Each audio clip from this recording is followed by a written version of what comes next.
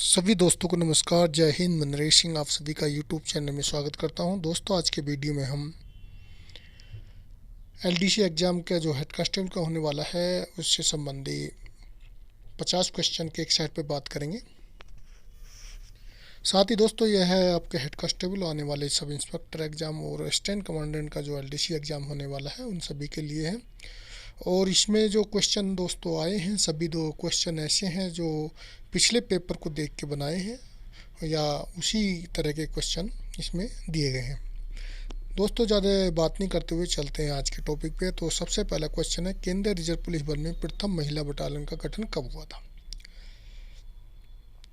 ए में दिया 6 फरवरी 1985, बी में 6 फरवरी 1986, 6 फरवरी 1987, 6 फरवरी 1988। तो दोस्तों, प्रथम महिला बटालियन का गठन जो हुआ था 6 फरवरी 1986 को। बी ऑप्शन इसका सही है। प्रश्न नंबर 2 है, पुलिस शहीद दिवस कब मनाया जाता है? ए में 20 अक्टूबर, बी में 21 अक्टूबर, सी में 22 अक्टूबर, डी में 23। तो आपको पता होगा दोस्तों 21 अक्टूबर। बहुत आसान क्वेश्चन, लेकिन क्वेश्चन कई बार रिपीट हुआ है। इसका बी ऑप्शन सही है। प्रश्न नंबर 2 डबल रिपीट हो गया, कोई नहीं। 3 नंबर पे चलते हैं, सीआरपी की एनडीआरएफ बटालियन कितनी है? तो दोस्तों, जो नेशनल डिजास्टर रिस्पॉन्स फोर्स है उसकी जो टोटल बटालियन है देश के अंदर 12 है, लेकिन सीआरपी कितनी है? ए में दिया है 3, बी में 4, सी में 6 और डी में 2। तो दोस्तों, सीआरपी की 3 बटालियन है। प्रश्न नंबर 5 है, सावधान में पंजे से पंजे का फैसला कितना होता है? 30 इंच, 15 इंच, 18 इंच, 6 इंच। तो डी ऑप्शन जो है 6 इंच होता है। दोस्तों, अगर डिग्री की बात की जाए तो 30 डिग्री का कोण बनता है। प्रश्न नंबर 6 है, बाएं सज में कदम की लंबाई कितनी होती है? ए में 15 इंच, बी में 12 इंच, सी में 18 इंच, डी में 21 इंच। तो बाएं सज में जो कदम की लंबाई होती है वह 15 इंच होती है। प्रश्न नंबर 7 है, खुली लाइन चल कितनी हरकतों में पूरा होता है? ए में 3 हरकत, बी में 2 हरकत, सी में 1 हरकत, डी में 4 हरकत। तो दोस्तों, 2 हरकत में खुली लाइन चल वो कहना मतलब पूरा हो जाता है। प्रश्न नंबर 8 है, शरीर एवं संपत्ति की पर जो निजी प्रतिरक्षा का अधिकार किस आईपीसी की धारा में दिया गया है? धारा 95, धारा 96, धारा 97, धारा 98। तो धारा 97 में दिया गया है शरीर एवं संपत्ति की निजी प्रतिरक्षा का अधिकार। प्रश्न नंबर 9 है, ए के असॉल्ट राइफल में चेन लीवर कितनी पोजीशन होती हैं जो चेन लीवर की होती हैं? ए में 3, बी में 2, सी में 4, उपरोक्त में से कोई नहीं। तो 3 पोजीशन होती हैं चेन लीवर की। एक होता सिंगल राउंड पे, दूसरा ऑटोमेटिक और एक स्टॉप। प्रश्न नंबर 10 है, एक आरटीसी में स्ट्रेंथ ग्रुप का कितना समय होता है? ए 8 मिनट, बी 6 मिनट, सी 10 मिनट, डी 14 मिनट। तो जो रंगरूट टेबल कार्ड्स यानी पीटी जो होती है, पीटी के तो टोटल जो है अलग अलग ग्रुप होते हैं, 5 ग्रुप होते हैं। इसमें था एक स्ट्रेंथ ग्रुप, उसमें जो है 14 मिनट का होता है। प्रश्न नंबर 11 है, एक आरटीसी में कितने भाग होते हैं? यानी कि जो रंगरूट टेबल कार्ड्स पीटी का एक 40 मिनट का जो पीरियड होता है उसके टोटल कितने पार्ट्स होते हैं? ए में 5, बी में 4, सी में 3 और डी में 2। तो दोस्तों, उसमें 5 पार्ट्स होते हैं। प्रश्न नंबर 12 है, AFSPA armed force special power acts कब पारित हुआ?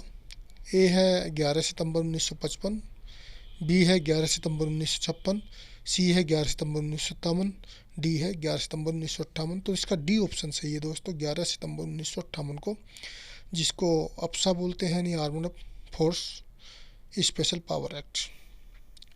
प्रश्न नंबर 13 है, दिशाओं के कितने प्रकार होते हैं? तो दोस्तों, बड़ी दिशाएं, मुख्य दिशाएं, छोटी दिशाएं या उपरोक्त सभी। तो दोस्तों, दिशाएं जो है सभी होती हैं। 4 जो है इसमें मुख्य दिशाएं, बड़ी दिशाएं और छोटी दिशाएं तीनों होती हैं। प्रश्न नंबर 14 है, राइट डील में लाठी पार्टी की नफरी कितनी होती है? ए में 12, बी में 13, सी में 14, डी में 15। तो राइट डील में चाहे लाठी पार्टी हो, गैस गन पार्टी हो या राइफल पार्टी, सभी की जो नफरी 13-13 होती है। तो इसका बी ऑप्शन सही हो जाएगा। प्रश्न नंबर 15 है, केंद्रीय रिजर्व पुलिस बल किट इंस्पेक्शन फोरम का नंबर क्या है? तो फोरम नंबर 1 है, या बी में फोरम नंबर 2, सी में फोरम नंबर 3 या डी में फोरम नंबर 5। तो फोरम नंबर 3 है। प्रश्न नंबर 16 है केंद्रीय रिजर्व पुलिस बल में लाइब्रेरी रजिस्टर किस नंबर में होता है? वो बहुत ही महत्वपूर्ण क्वेश्चन है। Form number 30, B form number 33, C form number 31, form number 32। तो दोस्तों फॉर्म नंबर 32 में लाइब्रेरी रजिस्टर होता है। प्रश्न नंबर 17 है केंद्रीय रिजर्व पुलिस बल में जॉब कार्ड किस फॉर्म नंबर में होता है? ए में दिया फॉर्म नंबर 158, बी में दिया फॉर्म नंबर 184, सी में दिया फॉर्म नंबर 185 और डी में दिया फ़ोन नंबर 187। तो दोस्तों 185 में जो होता है जॉब कार्ड होता है। प्रश्न नंबर 18 है केंद्रीय रिजर्व पुलिस बल में दरबार रजिस्टर किस फॉर्म में होता है? ए में दिया फ़ोन नंबर 71, बी में दिया फ़ोन नंबर 70, सी में दिया फ़ोन नंबर 76, डी में दिया फ़ोन नंबर 77। तो दोस्तों फ़ोन नंबर 70 में दरबार रजिस्टर होता है। प्रश्न नंबर 19 है केंद्रीय रिजर्व पुलिस में गन हिस्ट्री शीट और फायरिंग रिकॉर्ड रजिस्टर किस फॉर्म में होता है? Phone number 175, phone number 177, phone number 189, phone number 180। तो फ़ोन नंबर 180 में जो है गन हिस्ट्री शीट जो एक गन होती है उसका पूरा रिकॉर्ड रखा जाता है। प्रश्न नंबर 20 है केंद्रीय रिजर्व पुलिस बल में service practice explosive and arms किस नंबर के फॉर्म में होते हैं? Phone number 190, phone number 191, phone number 192, phone number 193। तो दोस्तों 191 में फ़ोन नंबर में होता है सर्विस प्रैक्टिस एक्सप्लोजिव आर्म्स का रिकॉर्ड जो रखा जाता है। प्रश्न नंबर 20 है केंद्रीय रिजर्व पुलिस में बल के सदस्यों को किस अधिनियम के तहत संरक्षण प्राप्त है? तो अधिनियम 11, अधिनियम 18, 11, अधिनियम 10 या इनमें से कोई नहीं। तो दोस्तों इनमें से कोई नहीं है। कभी कभी इस तरह के क्वेश्चन भी आते हैं। प्रश्न नंबर 22 है केंद्रीय रिजर्व पुलिस में पेंशन के बाद डिस्चार्ज सर्टिफिकेट का वर्णन किस नियम में दिया जाता है या दिया गया है? तो नियम 18, नियम 16, और पहले ए में है नियम 16, बी में है नियम 18, सी में है नियम 65, डी में है नियम 44। तो दोस्तों जो केंद्रीय रिजर्व पुलिस बल नियम 1955 है उसके जो नियम 18 में डिस्चार्ज सर्टिफिकेट के बारे में वर्णन किया गया है। प्रश्न नंबर 23 है अन्य रैंक के लिए दरी की लाइफ कितनी है? ए में 5 वर्ष, सी में 4 वर्ष, सी में 3 वर्ष, बी में 4 वर्ष और डी में 2 वर्ष। तो दोस्तों अन्य रैंक के लिए जो है दरी की लाइफ, मेरे को थोड़ा सा क्वेश्चन गलत लग रहा है, 3 वर्ष होनी चाहिए क्योंकि एसोच के लिए 4 वर्ष है, इसको देख लेना। प्रश्न नंबर 24 है सीए प्रतिवर्ष कितने रुपए मिलता है? रुपये 27,000, रुपये 27,400, रुपये 27,250, रुपये 28,550। तो दोस्तों एक साल में सीए जो चिल्ड्रन एजुकेशन अलाउंस 27 मिलता है।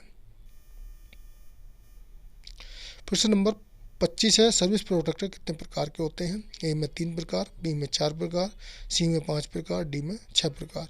तो दोस्तों 3 प्रकार के सर्विस प्रोडक्टर होते हैं, आयताकार, चंद्राकार, अर्धचंद्राकार। प्रश्न अब दोस्तों इसके आगे जो क्वेश्चन है कुछ आपको एक क्वेश्चन दोस्तों मैं बता दूं संविधान से भी आता है और संविधान में भी राष्ट्रपति से रिलेटिव। तो मैंने इसमें ज़्यादातर जो है राष्ट्रपति से रिलेटिव क्वेश्चन रखे हैं क्योंकि एक वीडियो में एक तरह के क्वेश्चन रखेंगे, जितने भी क्वेश्चन आएंगे आप कर लेंगे तो उसके बाद आपको कोई प्रॉब्लम नहीं होगी। प्रश्न नंबर 26 है संविधान के किस अनुच्छेद के अंतर्गत राष्ट्रपति मुख्य न्यायाधीश के समक्ष शपथ ग्रहण करते हैं? अनुच्छेद 58, अनुच्छेद 60, अनुच्छेद 59, अनुच्छेद 61। तो दोस्तों 60 के अनुसार। प्रश्न नंबर 27 है निःशुल्क एवं अनिवार्य शिक्षा अधिनियम किस राज्य में लागू नहीं है? तो जो एक 2009 में संसद के अंदर पास हुआ था विधेयक जिसका नाम था निःशुल्क अनिवार्य शिक्षा, या 14 वर्ष से बच्चों तक जो शिक्षा दी जाती है वह किस राज्य में लागू नहीं है? ए में केरल में, बी पंजाब में, सी जम्मू कश्मीर में, डी अरुणाचल प्रदेश में। तो दोस्तों वह जम्मू कश्मीर में लागू नहीं है। प्रश्न नंबर 28 है संविधान की कौन सी धारा के अंदर 14 वर्ष तक की आयु के बच्चों को मुफ्त एवं अनिवार्य शिक्षा प्रदान करने का प्रावधान है? तो धारा नंबर 42 में, धारा नंबर 41 में, धारा नंबर 48 में, धारा नंबर 45 में। तो दोस्तों इसमें जो द है धारा नंबर 45 जो है जो मूल कर्तव्य है यानी कि नीति निर्देशक तत्व में धारा नंबर 45 में दिया गया है 14 वर्ष की आयु तक के लिए मुफ्त एवं अनिवार्य शिक्षा प्रदान करने के लिए। प्रश्न नंबर 27 है निःशुल्क एवं अनिवार्य शिक्षा अधिनियम किस राज्य में लागू नहीं है? ए केरल में, बी पंजाब में, सी जम्मू कश्मीर में, डी अरुणाचल प्रदेश में। तो ये जो फिर रिपीट हो गया है। हाँ, 31 पे आ जाते हैं। आरटीआई के अनुसार किसी बच्चे से फीस या प्रवेश परीक्षा लिए जाने पर कितने प्रतिशत जुर्माना लगाया जा सकता है। यानी कि जो एक निःशुल्क होने वाला शिक्षा विधेयक है उसके अनुसार 4 गुना यानी 10,000, 10 गुना यानी 15,000, 5 गुना यानी 20,000 और 6 गुना यानी 50,000। तो इसमें जो है 10 गुना जुर्माना लिया जा सकता है और 15,000 रुपये तक। प्रश्न नंबर 31 है, कोठारी आयोग ने स्कूली शिक्षा को अनिवार्य किए जाने की सिफारिश कब की थी। तो कोठारी आयोग के बारे में आपको पता होना चाहिए, जो शिक्षा के संबंधित है, क्योंकि एक एग्जाम में आपके इस तरह का क्वेश्चन भी आता है। तो इसमें ए में दिया है 1963, बी में 1964, एस में जो तीसरे नंबर पर 1966 और द में 1967। तो इसमें 1966, क्योंकि 64-65 में 64 से 66 तक ही कोठारी आयोग का गठन किया गया था और रिपोर्ट प्रस्तुत की थी, तभी यह सिफारिश की गई। प्रश्न नंबर 33 है, 6 से 14 वर्ष के बच्चों की प्राथमिक शिक्षा को मौलिक अधिकार बनाने की बात किसने कही थी। नंबर 1 ए में दिया है जस्टिस उन्नीकृष्णन ने, बी में जस्टिस आर के नायर ने, सी एस में दिया है से में दिया है जस्टिस वी के टाटिया ने, द में दिया है जस्टिस एस एस राव ने। तो दोस्तों जस्टिस उन्नीकृष्णन ने 6 वर्ष से 14 वर्ष के बच्चों को प्राथमिक शिक्षा को मौलिक अधिकार बनाने की बात कही थी। प्रश्न नंबर 34 है, भारत में शिक्षा को किस अनुसूची के अंतर्गत रखा गया। बहुत ही महत्वपूर्ण क्वेश्चन है। ए केंद्र सूची में, बी राज्य सूची में, सी विशेष संदर्भ सूची में, या द लास्ट वाला समवर्ती सूची में। तो इसको समवर्ती सूची में रखा गया, जिसमें केंद्र और राज्य दोनों कानून बना सकते हैं और दोनों का ही बराबर का अधिकार है, या दोनों को ही जवाबदारी है अपने नागरिकों को शिक्षा देने की। प्रश्न नंबर 35 है, संविधान के 86वें संविधान संशोधन के अनुसार 6 से 14 वर्ष के बच्चों के लिए निःशुल्क यूनिवर्सिटी शिक्षा की व्यवस्था किस वर्ष की गई। पहले ए में दिया है 2000 में, व 2001, से में 2002 में, द में 2009 में। तो इसमें 2002 में जो है संविधान के 86वें संशोधन के अनुसार 6 से दोस्तों आप यहाँ कन्फ्यूज मत होना, जो विधेयक पास हुआ 2009 में, लेकिन संविधान संशोधन में 6 से 14 वर्ष के बच्चों के लिए जो निःशुल्क यूनिवर्सिटी शिक्षा की व्यवस्था का यह 2002 में ही कर दी गई थी। प्रश्न नंबर 36, निराहार में कौन सी संधि है। ये दोस्तों कुछ यहाँ पर संधि के क्वेश्चन होंगे 4-5, क्योंकि आपके 5 क्वेश्चन संधि से भी आते हैं। एक गुण संधि, दीर्घ संधि, विसर्ग संधि, व्यंजन या व्यंजन। तो इसमें विसर्ग संधि है, जिसमें क्या ना मतलब विसर्ग का लोप हो जाए, उसको विसर्ग संधि कहा जाता है। प्रश्न नंबर 37 है, दुरासा में कौन सी संधि है। एक नंबर पर गुण, दीर्घ, विसर्ग, वृद्धि, व्यंजन। तो इसमें विसर्ग संधि है दोस्तों। प्रश्न नंबर 38 है, तपोभूमि में कौन सी संधि है। गुण, दीर्घ, विसर्ग, वृद्धि, व्यंजन। तो इसमें विसर्ग संधि है दोस्तों। प्रश्न नंबर अब जो है यहाँ पर कुछ रीजनिंग के दिए हैं दोस्तों। तो यहाँ पर आपको जो नंबरिंग से रीजनिंग आती है उस तरह के भी 2-3 क्वेश्चन आ जाते हैं। इसमें दिया है नंबर 1 पे 39 में 8, 13, 33, 23, 18। दोस्तों यहाँ 18 नहीं होगा, 28 होगा, 33। तो 33 के बाद जो है तो इसमें क्या क्या है, 8, 5, 13, 13, फिर 13,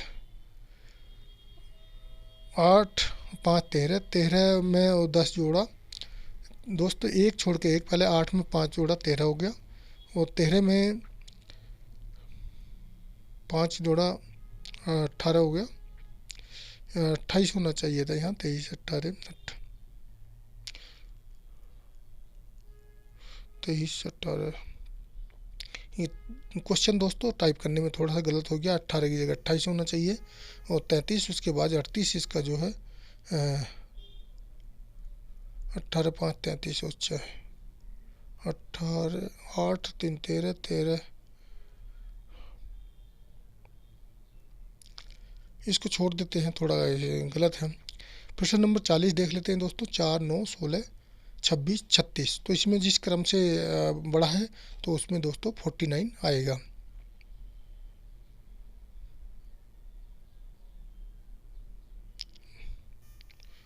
और इसमें प्रश्न नंबर 41 में 12, 24, 48, 96, 92। दोस्तों इसमें भी सीधा सीधा आपको जो है डबल हो गया है, तो आपको 192 की जगह 384 आ जाएगा। यानी कि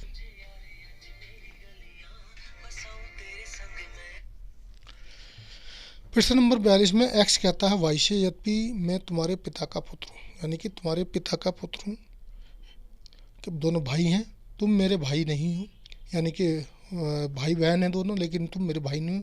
तो एक्स तथा वाई से किस प्रकार का संबंध है?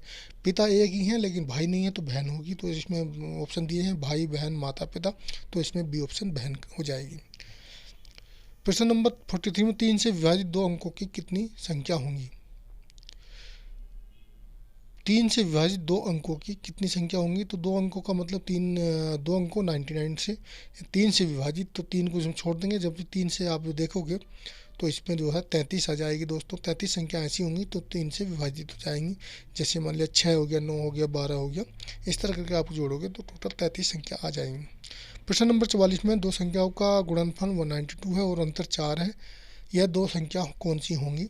तो दोस्तों जब 2 संख्याओं का गुणनफल कितना है बताया 192, तो इसमें और दोनों संख्याओं का अंतर 4 है। तो अगर 16 और 12 को आप गुणा करोगे, 16 ढाई 160, 16 दूनी 32 और 61 192 हो जाएगा।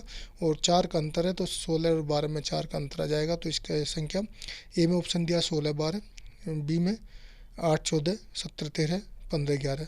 दोस्तों इसको करने के लिए आप एक तरीका और एक्स प्लस वाई बराबर एक्स गुणा वाई बराबर 192 भी हो सकता है, और 2 एक्स माइनस वाई करोगे 4 आ जाएगा, फिर बराबर 192, इस तरह भी निकाल सकते हो आराम से। प्रश्न नंबर 45 है 3 साझेदार एक व्यवसाय करते हैं, 2000 2500 और 1000 रुपये लगाते हैं, कुल लाभ 880 रुपये, तो अंतिम साझेदार को कितना मिलेगा? यानी कि अंतिम साझेदार कौन है? 1000 वाले को कितना रुपया मिलेगा? तो दोस्तों इसमें जब आप इसको निकालोगे तो तीनों का पैसा दोनों मिलके जो है 5,500 रुपये लगाया, 5,500 रुपये जो है 880 रुपये जो है क्या होता है आपका प्रॉफिट होता है। तो 5,500 में 880 होता है, तो 1000 में कितना होगा उसको निकालेंगे तो 160 रुपये आपका हो जाएगा। 5,500 में जो है 880 हो रहा, तो 1000 रुपये आराम से निकल जाएगा, तो 160 रुपये आएगा। प्रश्न नंबर 46 है एक टंकी 8 घंटे में भर जाती है, लेकिन तली में छेद होने के कारण यह 24 घंटे अधिक लेती है, यानी कि 24 घंटे और अधिक लेती है। 8 घंटे में भरनी थी तो कितने में भरती है? 32 घंटे में। यदि टंकी पूरी भरी हो तो छेद इसमें कितने समय में खाली कर देगा? तो दोस्तों उसको निकालने के लिए आपको थोड़ा सा तो इसका ऑप्शन 10.5 घंटे, वो 10 से ही 2/3 घंटे, यानी डी ऑप्शन सही है। प्रश्न नंबर 47 है एक सिक्का उछाला गया, टेल या हेड आने की संभावना क्या होगी? तो दोस्तों इसमें आप श्योर नहीं कह सकते टेल आएगा या हेड आएगा। तो एक बार में अगर 3 मान ले 2 बार में किया तो एक बार आ जाता, लेकिन एक फर्स्ट बार में सिर्फ एक सिक्के उछालने पर एक बार भी पूछा जाए तो इसमें ए ऑप्शन आएगा, 0 संभावना, कुछ नहीं कह सकते कि एक, यानी कि 2 बार में तो कुछ 1/3 कह सकते हैं। प्रश्न नंबर 48 है 3 वर्ष पूर्व ए की आयु बी की आयु की 3 गुना अधिक थी। कितने? 3 वर्ष पूर्व कितनी थी? 3 वर्ष पूर्व ए की आयु बी की आयु की 3 गुना अधिक थी, यानी कि ए की आयु 1 वर्ष है तो उसकी 3 वर्ष थी। 8 वर्ष पश्चात ए की आयु बी की आयु की 2 गुना हो जाती है। 8 वर्ष के बाद यानी कि 8 3 11 वर्ष के अंतर के बाद जो है कितनी? 2 गुनी हो जाती है। तो ए और बी की वर्तमान आयु क्या होगी? तो दोस्तों मान लिया आप इसको निकालेंगे, जैसे माना एक्स और इसकी वाई, तो इसमें से इतना घटा देंगे, उसके बाद उसको जोड़ेंगे तो इसमें आपको निकल जाएगा 36 और 14 वर्ष आ जाएगी।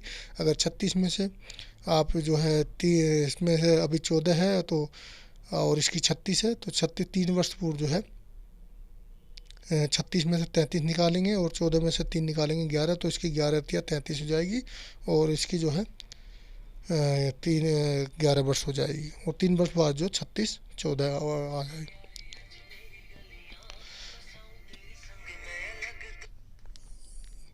प्रश्न नंबर 49 है 40 ग्राम 1 ग्राम की दशमलव भिन्न क्या होगी? यानी मतलब 40 ग्राम 1 किलोग्राम की दशमलव भिन्न क्या होगी? तो दोस्तों इसको तो आप आराम से निकालते हैं, 40/1000 इसमें पीछे कर देंगे, 40/1000 किलोग्राम आ जाए। 1 किलोग्राम को तो इसमें 4 क्या नाम है 0.01 आ जाएगा। प्रश्न नंबर 25 विक्रेता 10 दिनों में 1000 रुपये कमाते हैं, तो 15 दिनों में 15 विक्रेता कितने कमाएंगे? तो इसको निकालने से आपको 990 रुपये आ जाएगा। दोस्तों ये मेरी वेबसाइट है, आप इस पर भी विजिट कर सकते हो, ये मेरा नंबर है। और साथ ही वीडियो देखने के लिए थैंक यू, धन्यवाद।